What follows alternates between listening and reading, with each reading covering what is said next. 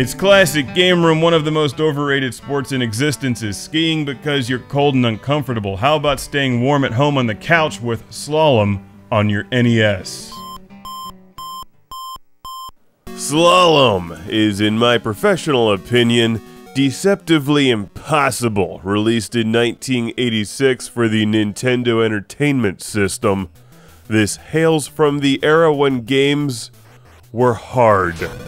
Games made you cry and throw your controller against the wall, which is why they were built to withstand some punishment back then. The controllers, not the walls.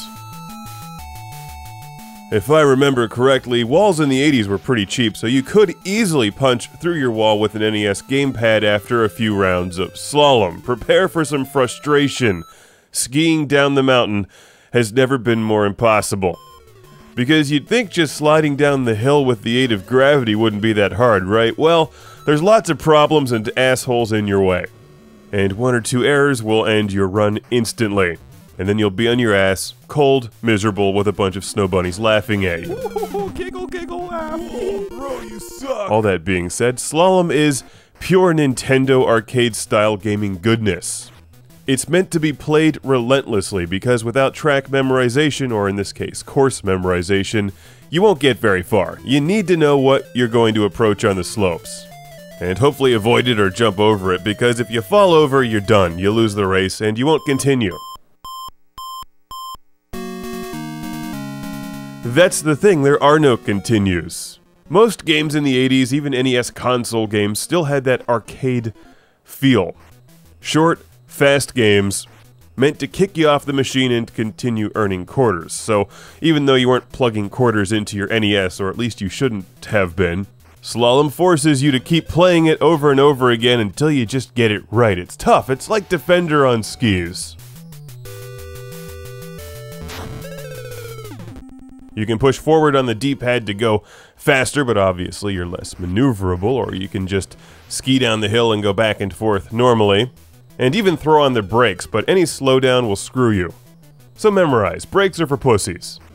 SLALOM plays well, it's smooth, it's fun, and one of the things that makes it really good and challenging is that it's not just memorization, because even though you can remember where the trees and the checkpoints or the gates or whatever and snowmen are, you'll never really be able to predict what the other jerks on the slopes are doing. They're all drunk and trying to slide into you. And without a chainsaw, there's not much you can do, except avoid them.